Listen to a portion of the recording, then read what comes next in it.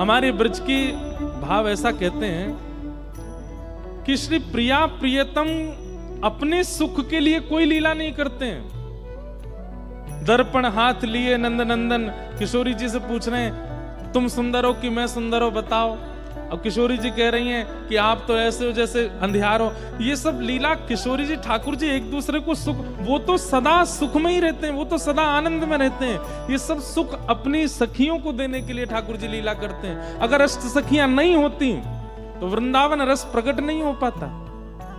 कौन कौन सी हैं?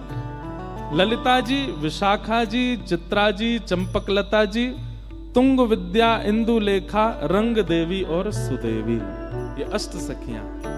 और ये सब कहां प्रकट हुई हैं? किशोरी जी के और श्री ठाकुर जी के अंग से ही इनका प्रादुर्भाव हुआ। इनकी इच्छा जो होती है ठाकुर जी वैसी लीला करते। एक दिन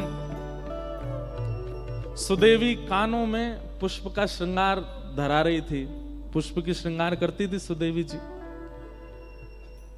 जैसे ही पुष्प श्रृंगार करने लगी इतने में ठाकुर जी ने वंशी बजाई, और जैसी वंशी बजाई तो किशोरी जी उठ के जाने लगी। तो सुदेवी जी बोली, हे श्यामाजू अभी श्रृंगार पूरा भयो नहीं, आप कहां जा रही हो? किशोरी जी बोली, है तो गयो सब श्रृंगार, मुकुट पहन लियो, गले में धारण कर लिया, हाथन में पम। बोले कर्ण फूल तो धारण करो। किशोरी जी बोली, मेरे कर्ण को आभूषण तो श्याम सुंदर की वंशी है, और वाके आगे मैं सब त्याग दूंगी, वाके आगे और कुछ नहीं। तो सुदेवी जी बोली, अच्छा या बैरनी बंसी ने मेरी एक सेवा छीन ली या दारी किए बताऊंगी मैं। सो एक दिन ठाकुर जी सो रहे यमुना जी के तट पे, बढ़िया गहरी नींद में सो रहे थे। रात भर सोते तो है नहीं, राज करते हैं, दोपहर में ही सोते हैं। जब गैया चराने जाते हैं तभी ठाकुर जी शयन करते हैं। गहरी नींद में सो रहे हैं, छोटे से ठाकुर जी के थोड़े थोड़े खर्राटे भी आ रहे हैं।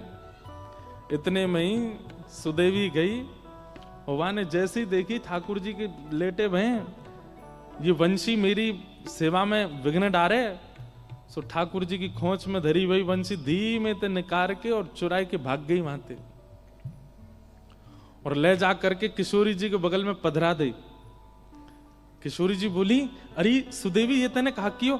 बोले, ये वंशी या की वजह से आज मैं सेवा ना कर पाई आपकी। मैं आपके कानन में पुष्प धरा रही और ये वंशी की धुन सुनते ही आप दौड़ गई वहां पे। लो या यहीं रख लो, और ये जब जब मैं कानन को श्रृंगार करूंगी तब तब वंशी आप ही बजाती रही हो, ताकि मेरी सेवा पूरी हो। अब ये श्याम सुंदर के पास नहीं रहेगी।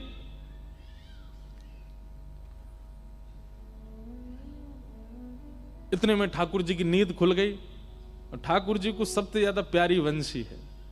उठते ही ठाकुर जी ने, सब देखो मेरी बंसी कहां गई, ढूंढने लगे, नहीं मिली। तो ठाकुर जी को तो पता है कि कोई भी चीज मेरी चुरावे की, मैं सबसे बड़ा चोर, मेरी वस्तु चुरावे की सामर्थ्य केवल और केवल ये अष्ट सखीन में, और कोई में नहीं है। तो ठाकुर जी कहीं जाते भी नहीं है और कहीं ढूंढने, सीधे वहीं पहुंचते हैं कुंज में। किशोरी जी बैठी हैं, सुदेवी जी सुंदर श्रृंगार कर रही हैं, ललिता विशाखा पंखा जल रही हैं, आदि आदि सेवा चल रही है। इतने में ठाकुर जी गए, हाथ आग करके बोले, दे दो। नाम नहीं बोला सामग्री का, केवल हाथ आग कह रहे, दे दो। इतने में सुदेवी बोली, हम पे ना आए। ठाकुर जी बोले, कहां ना आए? बोले, जो तुम मांग रहे हो वही ना आए। ठाकुर जी, तुम्हें कैसे पता मैं कहां मांग रहा हूं? बोले, हमें ना पता तुम कहां मांग रहे हो, पर जो भी मांग रहे हो वो हम पे ना आए। श्यामाजू देखो, आप सब लीला करो, सेवा करो, सब आनंद, मेरी वंशी मत ले करो, या मुंह को दे दो, मुंह पता है आपके पास धरी है। इतने में किशोरी जी ने वंशी निकारी। सुदेवी जी बोली, शी जी आप पे भी मान करनो ना आवे, आप पे भी नेक नेक देर खिलानो ना आवे, नेक में ही कछु सामग्री लाओ, नेक में ही दे दें, प्रस्तुत कर दें। नेक भी इन्हें डरा के तो रखा करो, नेक नहीं तो सिर पर चढ़ जाएंगे जी हमारे। वंश इलाके मैंने दी, एक आध दो दिन वह धरी रखती, नेक में निकाल के दे दी। ऐसी हमारी भोली सी किशोरी जी। सुदेवी जी बोली, हे श्याम सुंदर, वंशी हमारी श्यामाजू के पास है और हमारी श्यामाजू जा पे एक बार हाथ धर दें वो फिर इन्हीं की है जाए। अब जी इन्हीं की है, अब या वंशी को नाद आज तक तुमने कियो, अब तक किशोरी जी करेंगी। ठाकुर जी मुस्कुरा के बोले, जे इन पे बजेगी ना, ये बजा ही ना पाएंगे। इतने में ही सब सखी आई और आंख निकाल करके ठाकुर जी को देखने लगी। हमारी किशोरी जी कोई चीज में निपुण नहीं है, ऐसा है ही ना सके। ये गायन करें तो सरस्वती कान लगा के सुने, ये वीणा बजावे तो वीणाधारी बड़े बड़े गंधर्वजन सामने नतमस्तक है जाएं। अरे गानों बजानों तो बहुत दूर की बात है, हमारी श्री जी जब चले ना, उनके पामन में बंधे हुए नूपुरन के स्वर पे राग रागनी नृत्य करें, और तुम कह रहे हो हमारी श्री जी नेक्सी सी बंसी ना बजा पाएंगी।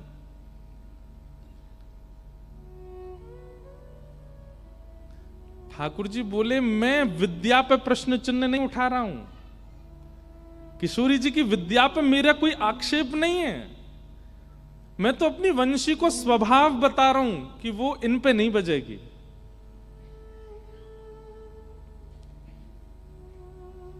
सुदेवी जी बोली, श्यामाजू आप दिखाए दो नेक बजाए दो, वंशी बजाए दो नेक। रुको तुम अभी बजा। ठाकुर जी खड़े गए, बजाओ, मैं भी देख रहा हूं, बजाओ। आज अगर ये बज जाए तो मैं भी नंद को लाला नहीं। सुदेवी बोली, ऐसा है सके कि भैया इनने कहीं सौगंध वोगंध दे दी हो। सुदेवी बोली, हरी पत्ती सामने कसम उतारी राम ने। हरिवंशी तो पे जितनी कसम चढ़ी है सब उतर गई आज, तो को बजनो ही है आज, किशोरी जी बजाएंगी। ठाकुर जी खड़े बोले, मैं हूं देखूं। अरे भैया कोई सौगंध नहीं है, कछु नहीं है, फिर भी बजा जाएंगे। किशोरी जी ने जैसे अधर पर वंशी धारण करी और वंशी धारण करके अपने कोमल मुखमंडल से जैसे ही प्राण पिरोए, नहीं बची।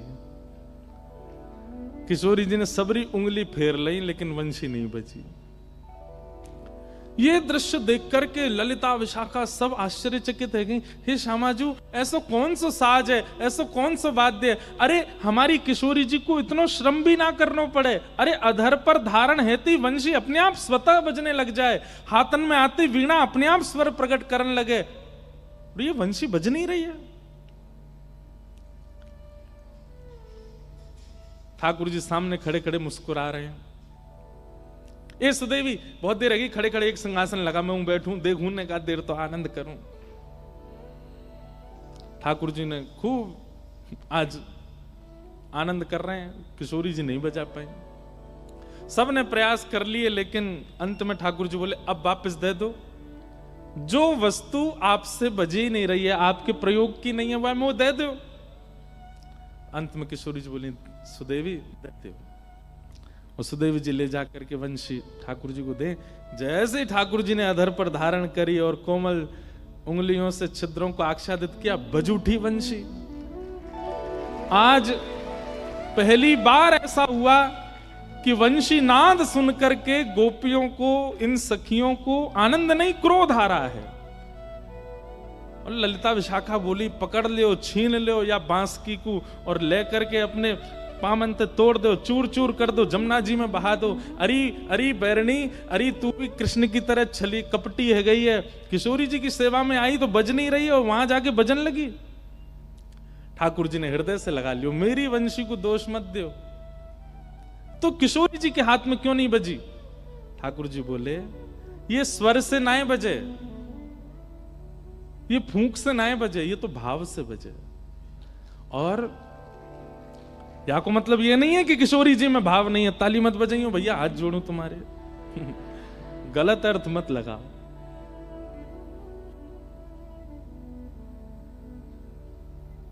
ठाकुर जी बोले, मेरी वंशी जो है ना वो अनन्य भक्त है। कौन है? जोड़ते बोलो, कौन है? अनन्य भक्त। अनन्य भक्त मतलब न अन्य इति अनन्य, जो एक का होकर के सदा एक का ही रहे उसको अनन्य कहते हैं। और मेरी वंशी अनन्य है। हे श्यामाजू, आप जब वंशी धारण करके बजा रही तो मन में कहा विचार कर रही? बोले, मैं तो आपको विचार कर रही। बोले वही तो बात है। और मेरी वंशी मेरी सेविका नहीं, वो तो आपकी आराधना करे, वो तो आपकी सेविका है। जब तक आपका भाव बजाने वाले के चित्त में नहीं आएगा, आपका विरह बजाने वाले के चित्त में नहीं आएगा, आपके प्रति प्रेम बजाने वाले के चित्त में नहीं आएगा, तब तक नहीं बजेगी। आपको अपनो ही ध्यान करना पड़ेगा, तब वंशी बजेगी, ऐसे नहीं बजेगी। मेरी वंशी अनन्या है, या हमारी ये मुंह से ही बजे क्योंकि मैं आपको ध्यान करूं, मैं आपको चिंतन करूं, और आप मेरो चिंतन कर रही हो, मेरो चिंतन करोगे, कैसे बजेगी? समझ में आई बात? ये तो आपकी सेवा में रहवे, आप मेरी सेवा या से कराओगी तो ये अनन्यता त्यागती नहीं है मेरी वंशी, ये तो आपकी है।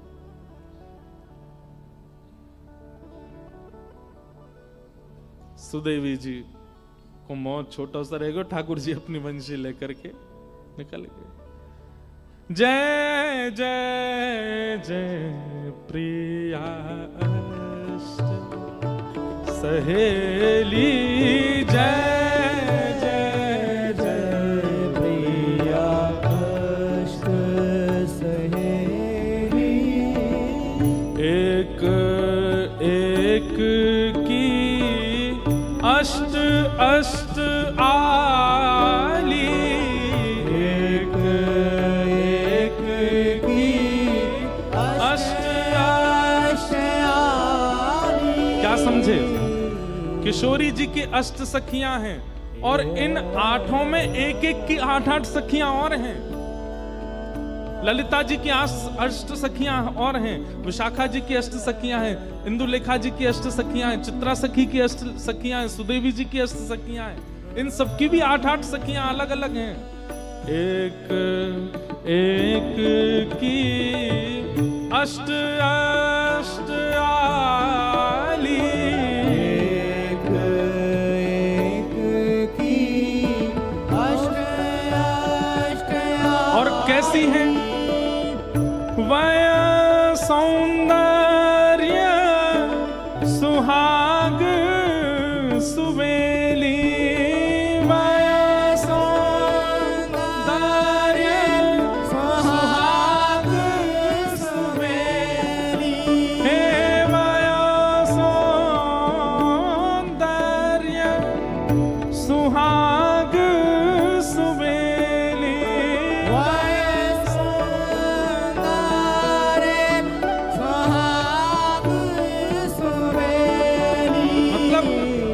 अगर ब्रह्मलोक इंद्रलोक की अप्सराएं जो सबसे सुंदर हैं, वे सुंदरता अगर कहती हैं तो सुंदरता की सिंधु हैं, इतनी सुंदर हैं ये अष्ट सखियां। वय सौंदर्य सुहाग सुबेली, वय सौंदर्य सुहाग सुबेली, जय जय जय प्रिया अष्ट सहेली,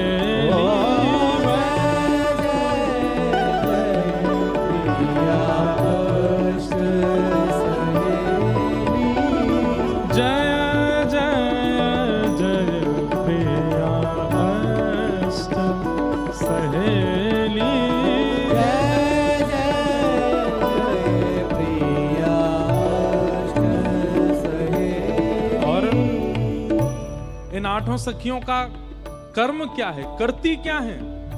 सेवा तत्पर लाल लढ़ेती, सेवा तत्पर लाल लढ़ेती।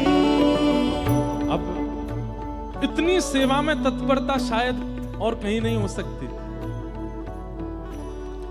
किशोरी जी का श्रृंगार किया है ठाकुर जी ने, आज पत्रावली ठाकुर जी ने बनाई है, केश ठाकुर जी ने गूंथे हैं, किशोरी जी के नेत्रन में काजल ठाकुर जी ने पधरायो है।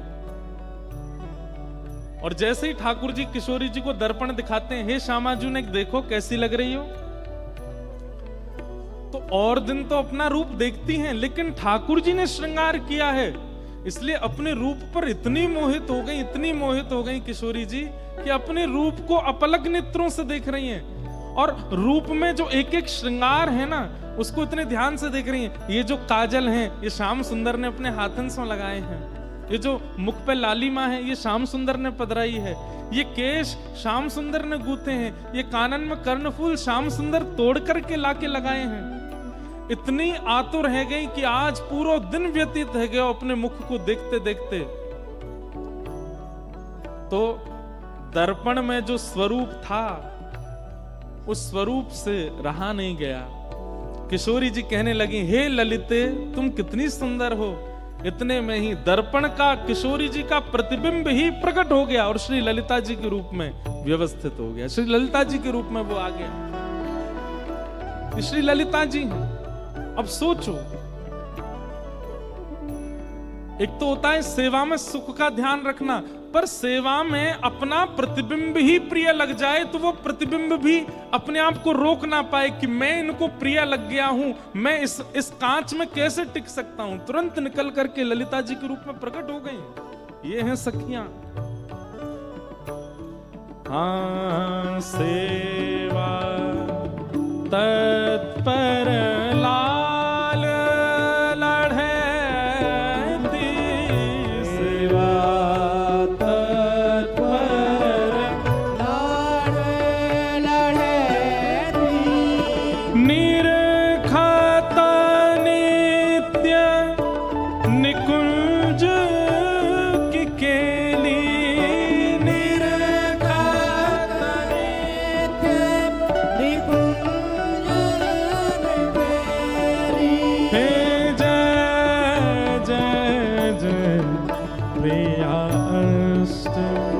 सहेली,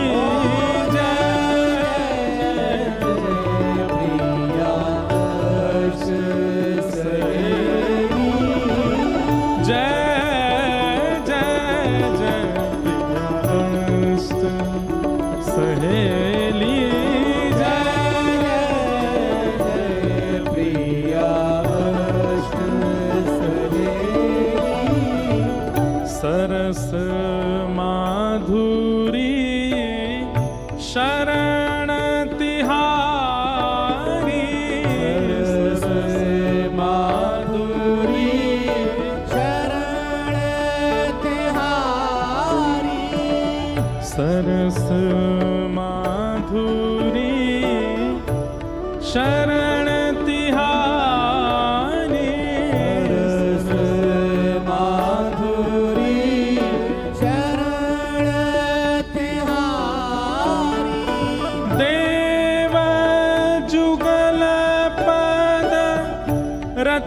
रतियाल बेली, देव जुगल पद रतियाल, हे देव जुगल पद रतियाल बेली, देव जुगल पद रतियाल बेली। जय प्रिया अष्ट सहेली, जय प्रिया अष्ट सहेली,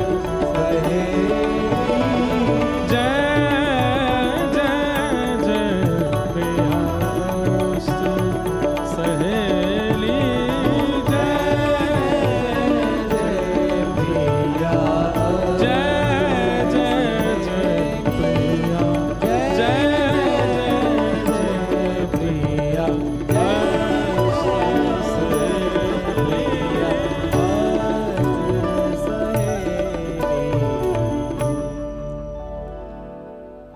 ये अष्ट सखियां हैं।